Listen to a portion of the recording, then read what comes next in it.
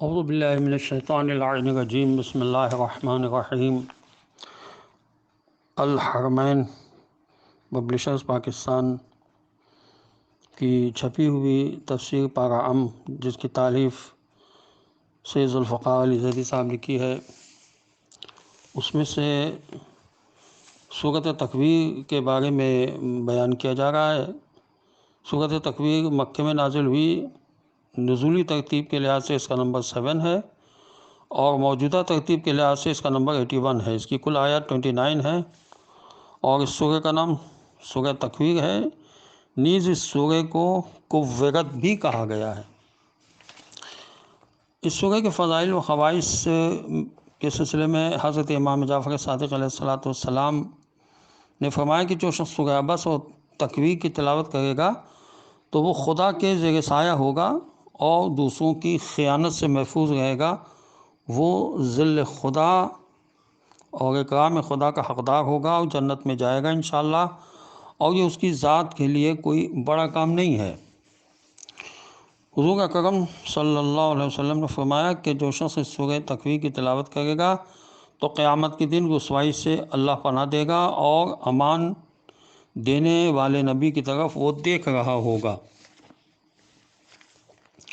اس کے موضوعات اور خلاصہ مضامین کے سلسلے میں لکھا ہے کہ سورہ کی پہلی آیت کی مناسبت سے اس کا نام سورہ تکویر ہے، اس کو سورہ کورت بھی کہا جاتا ہے۔ اس سورہ مبارکہ کے 2 حصے کیے جا سکتے ہیں، یعنی اس کے شروع کی آیتیں قیامت کی نشانیوں میں سے ہیں جو اس دنیا کے آخری لمحات میں عظیم تبدیلیوں کو بیان کرتی ہیں، یعنی قیامت کے وقت موجودہ نظام درہم برہم ہو جائے گا اور جنت و جہنم اپنے آنے والے مہمانوں کی میزبانی کے لیے آمادہ ہوں گے۔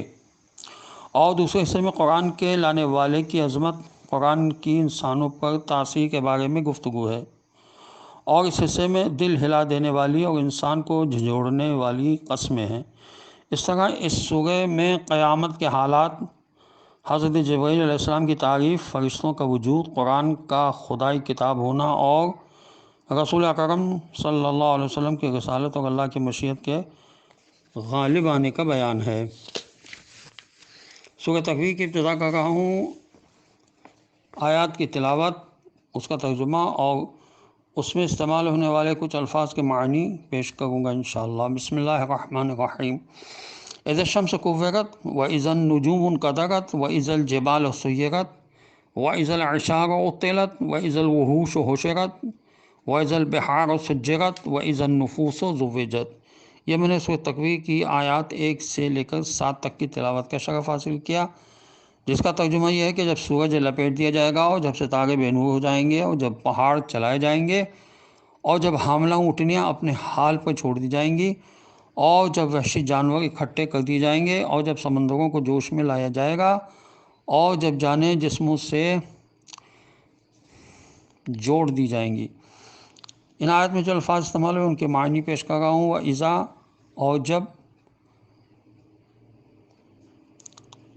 الشمس سورج، النجوم ستارے، الجبال پہاڑ، العشار حاملہ اونٹنیاں، الوحوش وحشی جانور، البحار سمندر، کورت لپیٹ دیا جائے گا، انقدرت باندھ پڑ جائیں گے، سیرت چلائے جائیں گے، عطلت بے ماری بیکار ماری پھریں گی، حشرت یعنی جمع کیے جائیں گے، سجرت یعنی بھڑکائے جائیں گے۔ وَإِذَا، اور جب، النفوس جانوں کو، زوجت جوڑے بنائے جائیں گے۔ ایک حدیث میں ہے کہ حضور صلی اللہ علیہ وسلم نے ارشاد فرمایا جو شخص قیامت کو اس دنیا میں اپنی آنکھوں سے دیکھنا چاہتا ہے تو اسے چاہیے کہ سورہ تکویر، سورہ انفطار اور سورہ انشقاق کو پڑھ لے، یعنی ان صورتوں میں قیامت کا خوب بہترین نقشہ کھینچا گیا ہے۔ اذا الشمس کورت، جب سورج لپیٹ دیا جائے گا۔ ابن عباس نے کورت کے معنی ظلمت، تاریک ہونے کے معنوں میں کیا ہے۔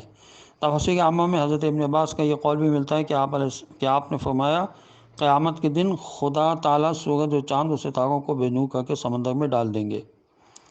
کورت کے معنی لپیٹ دینے کے ہیں۔ وَإِذَا النُّجُومُ انْكَدَرَتْ، اور جب ستارے بے نور ہو جائیں گے، یعنی ٹوٹ پڑیں گے، آسمان سے بکھر کر زمین پر آ پڑیں گے۔ وَإِذَا الْجِبَالُ سُيِّرَتْ، اور جب پہاڑ چلائے جائیں گے اور آخرکار ذرات میں تبدیل ہو کر ہوا میں اڑتے پھریں گے۔ وَإِذَا الْعِشَارُ عُطِّلَتْ، اور جب 10 ماہ کی حاملہ اونٹنیاں جو بچہ دینے کے قریب ہوں گی بیکار و بے مہار ماری ماری پھریں گی۔ عرب میں ایسی اونٹنیوں کو نفیس ترین ماں سمجھا جاتا تھا۔ اہل سنت کے تفاسیر میں بعض لوگ العشار سے مراد بادل لیتے ہیں، یعنی بادل بارش سے خالی ہوں گے، لیکن پہلا قول صحیح ہے۔ جب اونٹنی بچہ دینے والی ہو اور اس کا تھن بھی دودھ سے بھرا ہوا ہو تو عربوں کے لیے یہ نفیس ترین مال شمار ہوتا تھا، یعنی اپنے نفیس اموال بھی اس وقت بیکار ہوں گے۔ ایسے حالات میں انسان کیا وحشی جانور بھی جو آج انسانوں سے بھاگتے ہیں اور آپس میں جو ایک دوسرے کے دشمن ہیں، دوسروں کو چیر پھاڑ کر کھاتے ہیں، اس منظر کی ہولناکی سے دہشت کھا کر ایک دوسرے میں گھس پڑیں گے۔ وَإِذَا الْبِحَارُ سُجِّرَتْ، اور جب سمندر میں آگ لگ جائے گی۔ سجرت کے معنی جلانے اور آگ کے ہیجان میں آنے کے معنی ہیں۔ لغت و قرآن کے مطابق سجر کے معنی آگ بھڑکانے کے ہیں۔ وَإِذَا النُّفُوسُ زُوِّجَتْ، اور جب جانوں کے جوڑے لگیں گے۔ پہلے تو اغوا کا جوڑا اجسام سے لگے گا اور اجسام زندہ ہو جائیں گے، گویا اغوا کا اجسام کے ساتھ ایسا جوڑ لگے گا کہ پھر کبھی جدائی نہیں ہوگی۔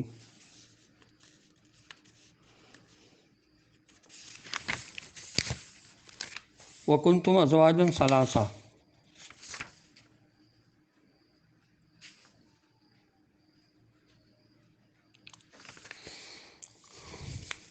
وَأَصْحَابُ الْمَيْمَنَةِ مَا أَصْحَابُ الْمَيْمَنَةِ وَأَصْحَابُ الْمَشْأَمَةِ وَأَصْحَابُ الْمَشْأَمَةِ مَا أَصْحَابُ الْمَشْأَمَةِ وَالسَّابِقُونَ السَّابِقُونَ أُولَئِكَ الْمُقَرَّبُونَ۔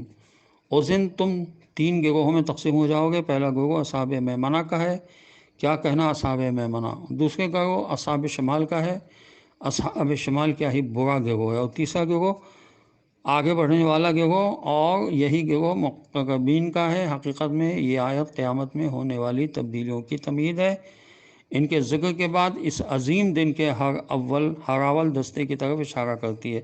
وَإِذَا الْمَوْءُودَةُ سُئِلَتْ بِأَيِّ ذَنبٍ قُتِلَتْ وَإِذَا الصُّحُفُ نُشِرَتْ وَإِذَا السَّمَاءُ كُشِطَتْ وَإِذَا الْجَحِيمُ سُعِّرَتْ وَإِذَا الْجَنَّةُ أُزْلِفَتْ عَلِمَتْ نَفْسٌ مَّا أَحْضَرَتْ۔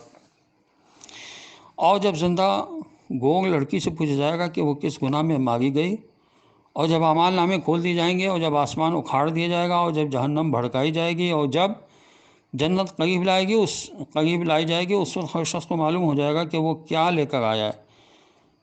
ان آیات میں جو الفاظ استعمال ہوئے ان کے معنی یہ ہیں کہ وَإِذَا، اور جب، بِأَيِّ کون سے، وَإِذَا اور جب، الْمَوْءُودَةُ زندہ دفن کی گئی لڑکی سے، ذنب یعنی گناہ، الضعف یعنی الصحف یعنی نامہ اعمال، سئلت پوچھا جائے گا، قتلت قتل کی گئی، نشرت کھول دیے جائیں گے، سعرت دہکائی جائے گی، علمت جان لے گی، السماء آسمان، الجحیم جہنم، الجنت یعنی جنت، نفس یعنی ہر جان، کشطت اکھاڑ دیے جائیں گے، ازلفت قریب لائی جائے گی، واحضرت جو کچھ اس نے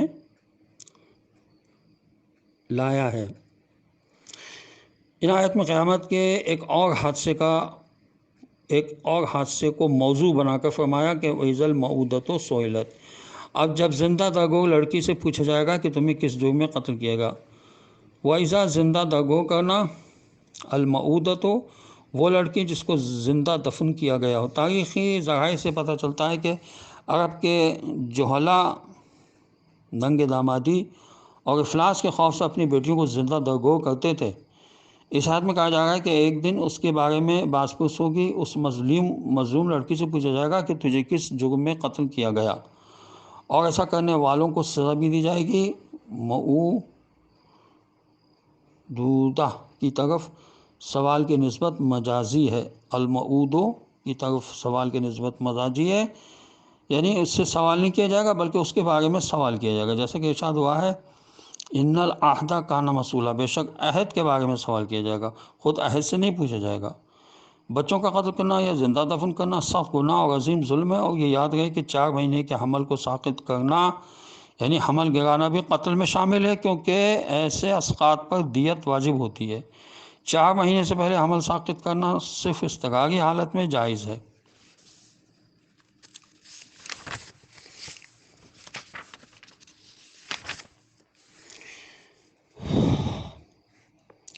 قرآن کریم کی ایک آیت میں حضرت مریم سلام اللہ علیہ کی والدہ کی گفتگو بیان کرتے ہوئے ارشاد الہی ہے لیس الذکر کالانثی، بیٹا بیٹی جیسا نہیں ہو سکتا۔ اسلام میں بیٹیوں کی پرورش اور دیکھ بھال کی زیادہ تاکید کی ہے اور بیٹی کو رحمت جبکہ بیٹے کو نعمت قرار دیا ہے۔ حضور اکرم صلی اللہ علیہ وسلم کا ارشاد ہے جس شخص نے 3 بیٹیوں یا 3 بہنوں کی پرورش کی اس کے لیے جنت واجب ہے۔ پوچھا گیا یا رسول اللہ صلی اللہ علیہ وسلم اگر 2 ہوں؟ فرمایا اگرچہ 2 ہوں۔ پوچھا گیا اگر 1 ہو؟ فرمایا اگرچہ 1 ہی کیوں نہ ہو۔ قرآن کریم نے لڑکی کی پیدائش کی خبر پانے والوں کی حالت کو چند دوسری آیات میں یوں بیان فرمایا وَإِذَا بُشِّرَ أَحَدُهُم بِالْأُنثىٰ ظَلَّ وَجْهُهُ مُسْوَدًّا وَهُوَ كَظِيمٌ يَتَوَارَىٰ مِنَ الْقَوْمِ مِنْ سُوءِ مَا بُشِّرَ بِهِ أَيُمْسِكُهُ عَلَىٰ هُونٍ أَمْ يَدُسُّهُ فِي التُّرَابِ أَلَا سَاءَ مَا يَحْكُمُونَ۔ جب ان میں سے کسی کو لڑکی کی پیدائش کی خبر دی جاتی تھی تو اس کا چہرہ سیاہ پڑ جاتا تھا، غصے سے بھگ جاتا تھا اور لوگوں سے چھپتا پھرتا تھا۔ اس برائی کی خوشخبری کے سبب سوچتا ہے کہ اس سے رسوائی کے ساتھ رکھے یا اسے مٹی میں دفن کر دے۔ زمانے جاہلیت میں بچیوں کو زندہ داغ کرنے کی رسم سنگ دلی کی انتہا تھی۔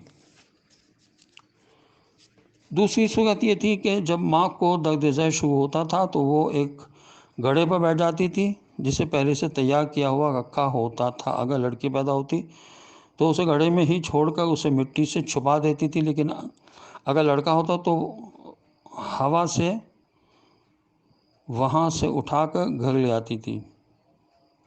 اور بعض لوگ ایسا کرتے تھے کہ جب وہ لڑکی کو دفنانا چاہتے ہوں تو اسے ذلیل کر کے روکے رکھتے، اور جب وہ اونٹ چرانے کے قابل ہوتی تو اسے موٹے اون کا لباس پہنا کر جنگل میں اونٹ چرانے بھیجتے تھے۔ جو لوگ لڑکی کو نہ دفناتے تھے اور نہ اونٹ چرانے کے لیے صحرا میں بھیجتے تھے ان کے ہاں اس مظلوم مخلوق کی تحقیر و تذلیل کے اور کئی طریقے ہوتے تھے۔ ایک یہ کہ جب لڑکی کی شادی ہوتی اور اس کا خاوند مر جاتا تو اس کے خاوند کا ولی آ کر اس عورت پر کپڑا ڈال دیتا تھا، اور یہ رسم اب بھی ہمارے ہندوانہ معاشرے میں جاری ہے۔ اگرچہ ولی اس پر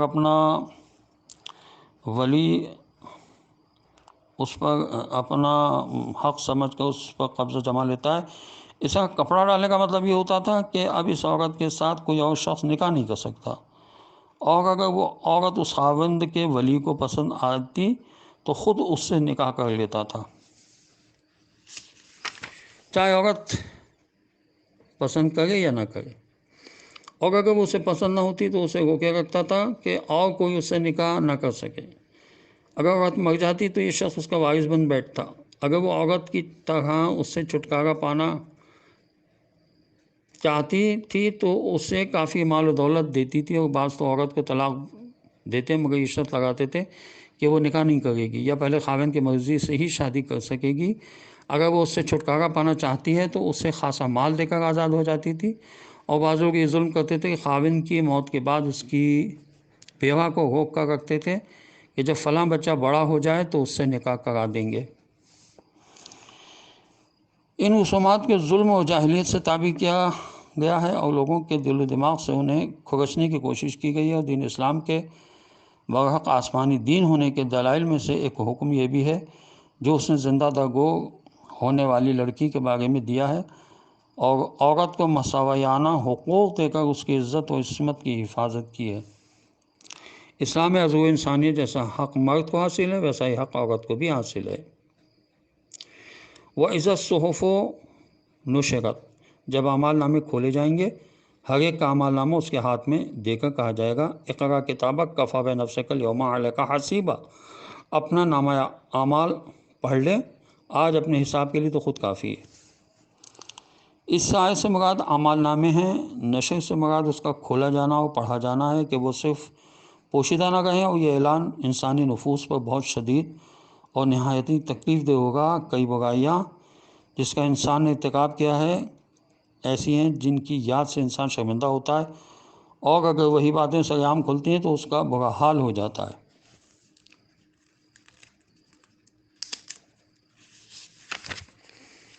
وَإِذَا السَّمَاءُ كُشِطَتْ، جب آسمان اکھاڑ دیا جائے گا۔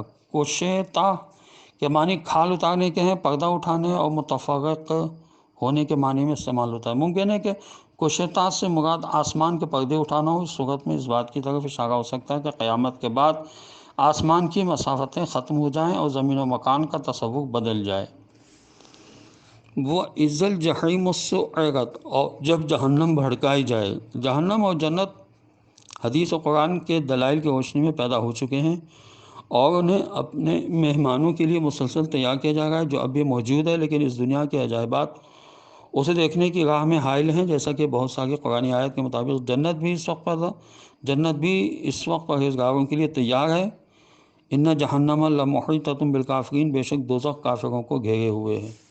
کیونکہ جنت و جہنم دونوں موجود پہلے سے ہیں، لیکن انہیں اپنے مہمانوں کے استعمال کے لیے تیار کیا جا رہا ہے۔ وَإِذَا الْجَنَّةُ أُزْلِفَتْ، جب جنت قریب کی جائے۔ زلفا کے معنی نزدیکی کے ہیں، ہو سکتا ہے کہ اس سے مراد قرب مکانی ہو یا قرب زمانی ہو، یا اسباب و مقدمات کے لحاظ سے ہو، یہ سب امور ہوں۔ علمت نفس ما احضرت، اس دن ہر نفس یہ جان لے گا کہ اس نے کیا پیش کیا ہے۔ یہ حقیقت قرآن کریم میں متعدد مقام پر بیان کی گئی ہے۔ وَوَجَدُوا مَا عَمِلُوا حَاضِرًا فَمَن يَعْمَلْ مِثْقَالَ ذَرَّةٍ خَيْرًا يَرَهُ وَمَن يَعْمَلْ مِثْقَالَ ذَرَّةٍ شَرًّا يَرَهُ فَلَا أُقْسِمُ بِالْخُنَّسِ الْجَوَارِ الْكُنَّسِ وَاللَّيْلِ إِذَا عَسْعَسَ وَالصُّبْحِ إِذَا تَنَفَّسَ إِنَّهُ لَقَوْلُ رَسُولٍ کریم۔ یہ نہیں میں قسم کھاتا ہوں پس پردہ جانے والے ستاروں کی جو روانی کے ساتھ چلتے ہیں اور چھپ جاتے ہیں، اور قسم کھاتا ہوں رات کی جب وہ جانے لگتی ہے اور صبح کی جب وہ پھوٹتی ہے، کہ یقیناً یہ قرآن اس کے معزز فرستادہ کا قول ہے۔ ان آیات میں الفاظ جو استعمال ہوئے ان کے معنی پیش کر رہا ہوں کہ فلاں پس ایسا نہیں ہے، الجوار سیدھے چلنے والے، اقسموں میں قسم کھاتا ہوں، الکنس چھپ جانے والے، بالخنس چھپ جانے والے ستاروں کی، واہ مانے اور، والصبح اور صبح کی، انہو بے شک وہ، کریم جو معزز ہے، اذا جب، لقول یقیناً، تنفسا سانس لینے والے اور رسول بھیجے ہوئے۔ فلا اقسم بالخنس الجوار الکنس، بس میں قسم کھاتا ہوں چھپ جانے والے ستاروں کی جو روانی کے ذریعے چلتے اور چھپ جاتے ہیں۔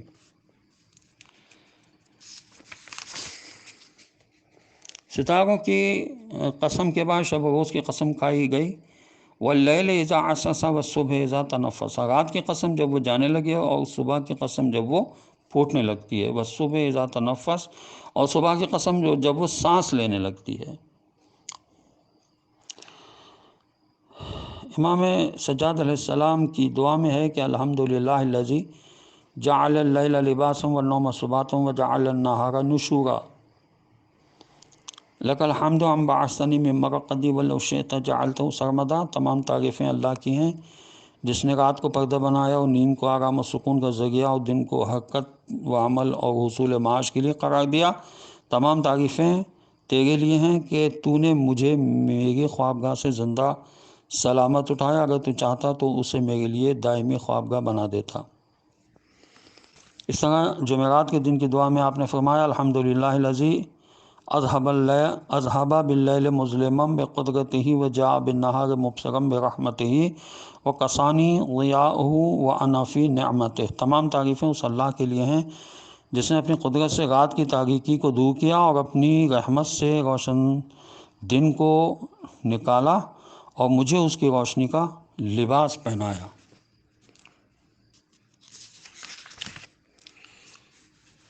ارشاد ہوا سورہ تکویر میں کہ ذی قوت عند ذی العرش مکین مطاع ثم امین وما صاحبکم بمجنون ولقد رآہ بالافق المبین، جو قوت کا مالک ہے، صاحب عرش کے ہاں بلند مقام رکھتا ہے، وہاں ان کی اطاعت کی جاتی ہے اور وہ امین ہیں، اور تمہارا رفیق محمد صلی اللہ علیہ وسلم دیوانہ نہیں ہے، اور انہوں نے اس فرشتے اور روشن افق پر دیکھا ہے۔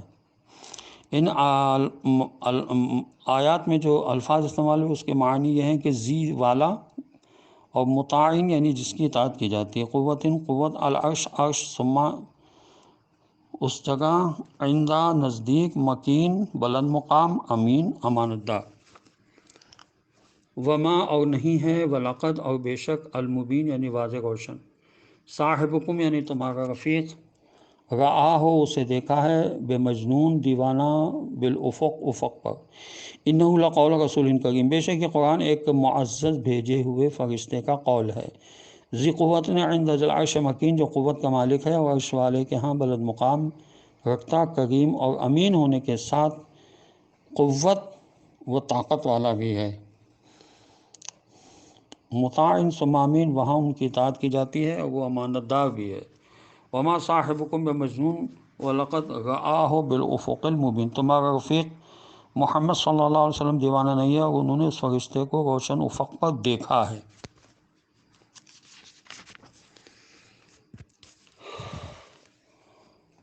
وما هو علی الغیب بضنین وما هو بقول شیطان رجیم فإن تذهبون ان هو الا ذکر للعالمین لمن شاء منکم ان یستقیم وما تشاءون الا ان یشاء اللہ رب العالمین، اور وہ غیب کی باتیں پہنچانے میں بخیل نہیں ہے، اور یہ قرآن کسی مردود شیطان کا قول نہیں ہے، پھر تم کدھر جا رہے ہو؟ یہ تو سارے عالمین کے لیے اس نصیحت بس نصیحت ہے، تم سے ہر اس شخص کے لیے جو سیدھی راہ پر چلنا چاہتا ہے، اور تم صرف وہی چاہ سکتے ہو اور جو عالمین کا پروردگار اللہ چاہے۔ ان آیات میں جو الفاظ استعمال ہوئے ان کے معنی یہ ہیں، وما اور نہیں ہے، بظنین بخل کرنے والے، شیطان یعنی شیطان، تذہبون تم چلے جا رہے ہو، اللہ سوائے، لمن جو ہر اس شخص کے لیے، ان کے، تشاؤون تم چاہتے ہو، یشاء اللہ جو اللہ چاہے، ہوا وہ، وما ہوا نہیں ہے وہ، رجیم مردود ان نہیں ہے، ذکر نصیحت، شاء یعنی چاہے، یستقیم سیدھی راہ پر چلنا چاہے، اللہ سوائے، رب یعنی پالنے والا، علی الغیب غیب پر، بقول قول باتیں، فائنہ پس کہاں، ہوا وہ، للعالمین تمام جہانوں کے لیے، منکم تم میں سے، وما اور نہیں ہے، ان یہ کہ، العالمین تمام جہانوں، وما ہوا علی الغیب بضنین وما ہوا بقول شیطان رجیم، وہ غیب کی باتیں پہنچانے میں بخیل نہیں ہے، اور یہ وہی قرآن مردود شیطان کی باتیں نہیں ہیں۔ فَإِنْ تَذْهَبُونَ إِنْ هُوَ إِلَّا ذِكْرٌ لِلْعَالَمِينَ، پھر تم کدھر جا رہے ہو اور کہاں کا خیال ہے؟ یہ قرآن تو قرآن تو سارے جہانوں کے لیے نصیحت ہے۔ حضور اکرم صلی اللہ علیہ وسلم کا ارشاد ہے کہ قرآن گمراہی کے دنوں میں ہدایت ہے، اندھے پن کو واضح کرنے والا ہے، گناہوں سے پردہ پوشی کا سبب ہے، ظلمتوں کے دوران نور ہے، نئے واقعات میں روشنی ہے، ہلاکت سے محفوظ رکھتا ہے، گمراہی میں ہدایت ہے، فتنوں کو بیان کرتا ہے، دنیا سے آخرت کی سعادت تک پہنچاتا ہے۔ تمہارے دین کا کمال اسی میں ہے، جس کسی نے بھی قرآن سے روگردانی کی جہنم پہنچ گیا۔ فَإِنْ تَذْهَبُونَ إِنْ هُوَ إِلَّا ذِكْرٌ لِلْعَالَمِينَ لِمَنْ شَاءَ مِنْكُمْ أَنْ يَسْتَقِيمَ، پس تم لوگ کہاں جا رہے ہو؟ یہ قرآن تو سارے جہانوں کے لیے نصیحت ہے کہ تم میں سے جو بھی چاہے سیدھا راستہ چلے، وما تشاؤون الا ان یشاء اللہ رب العالمین، تم اپنے پروردگار کی چاہت کے بغیر کچھ نہیں چاہ سکتے۔ ان دونوں آیتوں سے مسئلہ جبر و تفویض بھی واضح ہو جاتا ہے کہ دین میں نہ جبر ہے نہ تفویض، بلکہ الامر بین الامرین، یعنی ایک انسان ایک پاؤں تو اوپر اٹھا سکتا ہے مگر اسی وقت دوسرا پاؤں نہیں اٹھا سکتا۔ یہ بہترین مثال ہے۔ خداوند عالم کی بارگاہ میں دست دعا ہوں کہ پروردگار ہمیں قرآن پڑھنے، سمجھنے اور اس پر عمل کرنے کی توفیق عطا فرمائے، اور وارث قرآن حضرت امام زمانہ عجل اللہ تعالیٰ فرج و شریف کے ظہور میں تعجیل ہو، اور ہمیں ان کے اعوان و انصار میں ہونے کا شرف حاصل ہو۔ السلام علیکم ورحمۃ اللہ وبرکاتہ۔